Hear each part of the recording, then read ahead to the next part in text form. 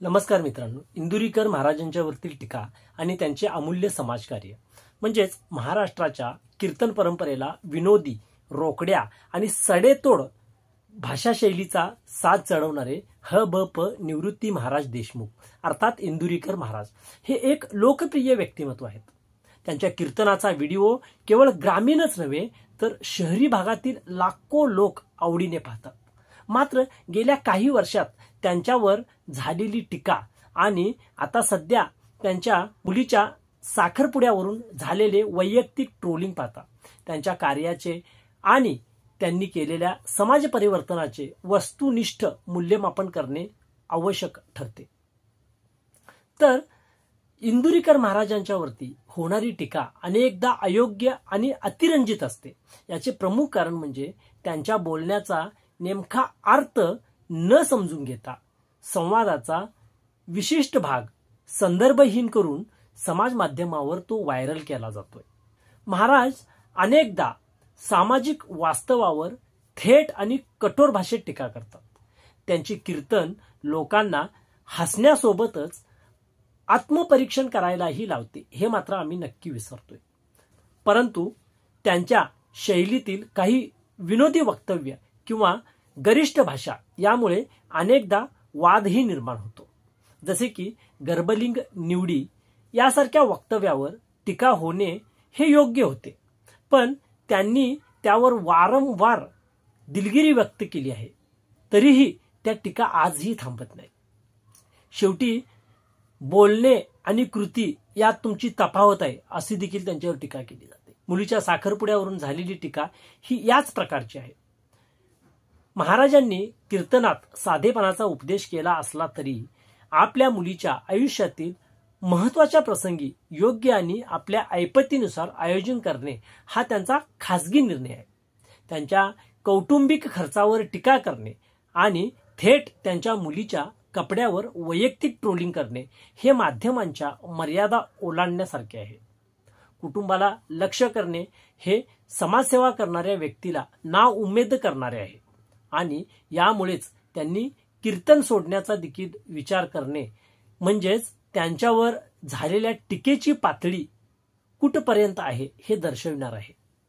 Social मीडियावर अनेक लोक त्यांचे कीर्तन पाहून बुवाबाजी आणि अंधश्रद्धेवर कडक टीका करणाऱ्या महाराजांना डोक्यावर घेतात, पण त्यांच्या वैयक्तिक आयुष्यातील घटनांवर लगेच त्यांना ट्रोल करतात.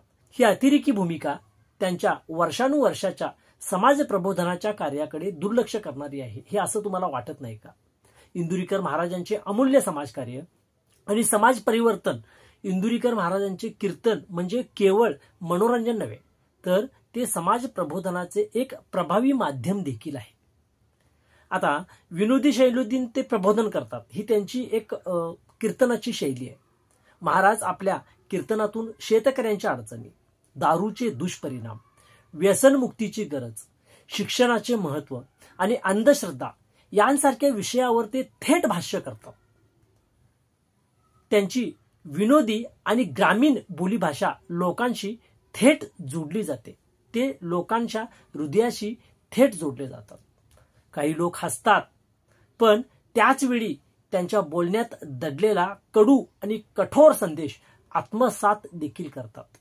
दारू सोडली तर माणूस सुधारतो असे ते ठामपणे सांगतात आणि यामुळे अनेक व्यसनी माणसांनी व्यसन सोडल्याची उदाहरणे देखील पाहायला मिळतात.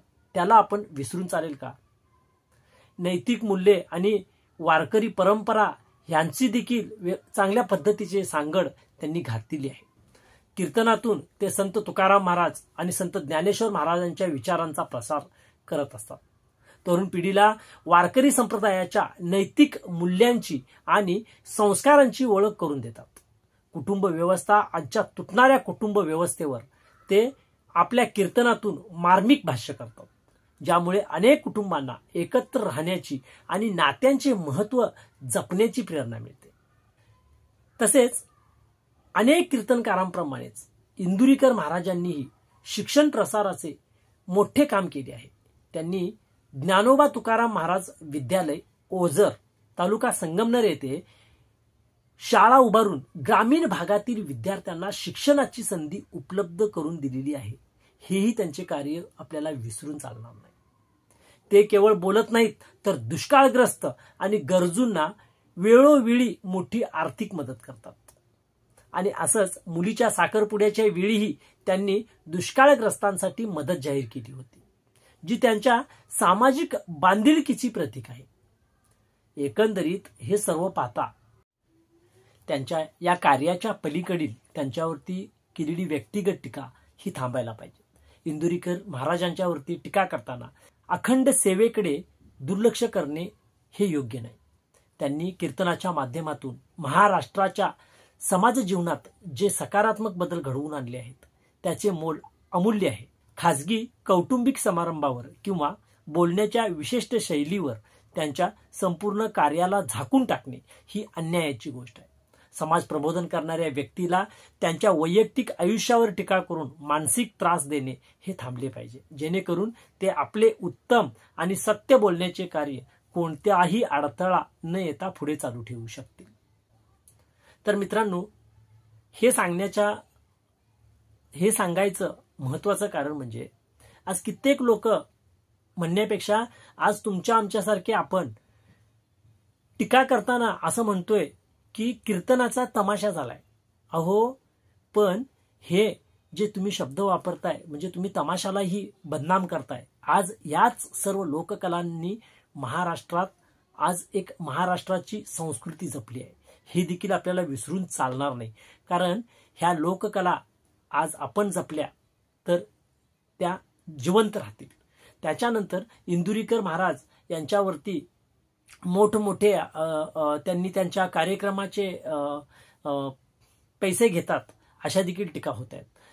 हो, मला तर म्हणायचं आहे याबाबत जाऊन प्रत्येक माणसाला शेवटी ते जरी कीर्तनकार असतील, महाराज असतील किंवा एक सामान्य माणूस असतील, शेवटी आजच्या युगात तुम्हाला कोणालाही नाकारता येणार नाही की पैशाशिवाय कोणाचंही पोट भरत नाही. आणि त्यांनाही पोट आहे, त्यांनाही मुलं आहेत, त्यांनाही परिवार आहे आणि त्या सर्वांचं पोट भरण्यासाठी ते घेत असतील.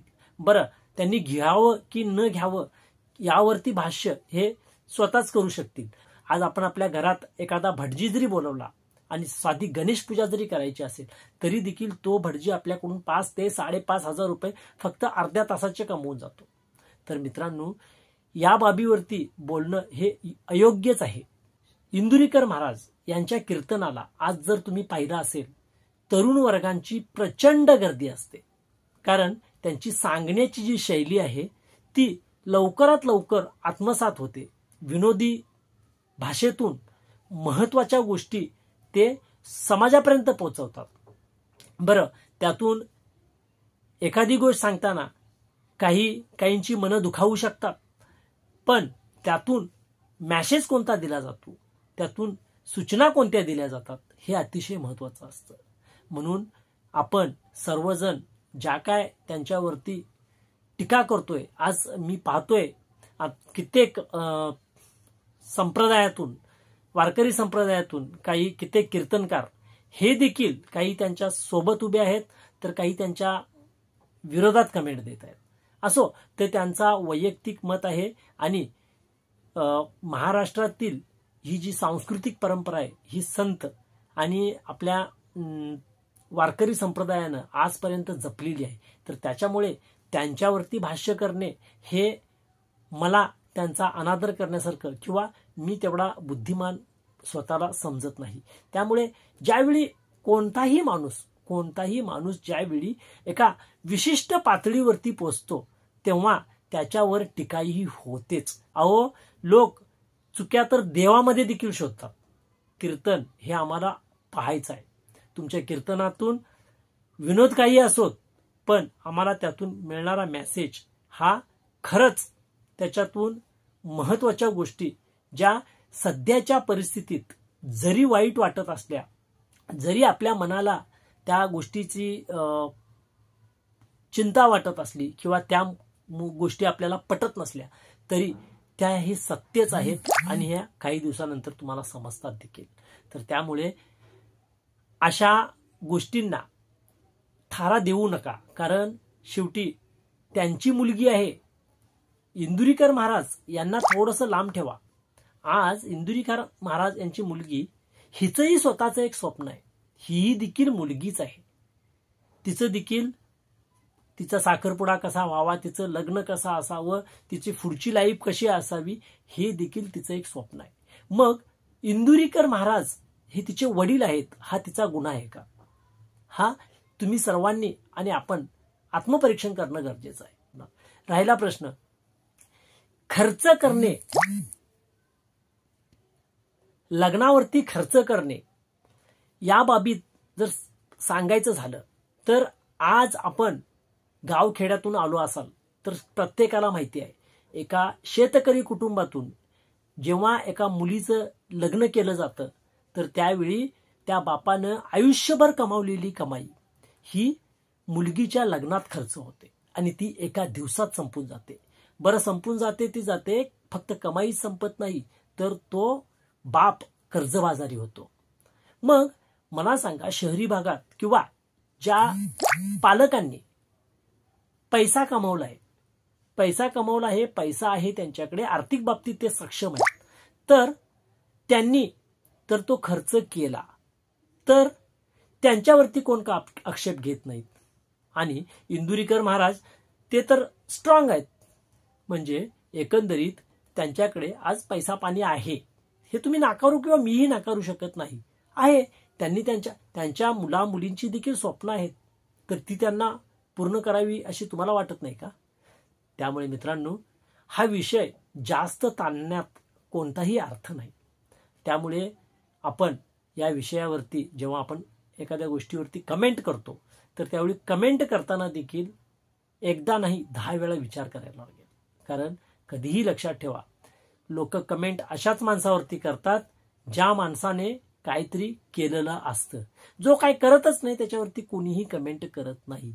म्हणून कधीही लक्षात ठेवा, एकदा झाड लावलं आणि त्याला फळं लागली की त्या फळांसाठी त्या झाडावर दगड मारणारे हजारो मिळतील, मात्र झाड लावणारे मिळणार नाही.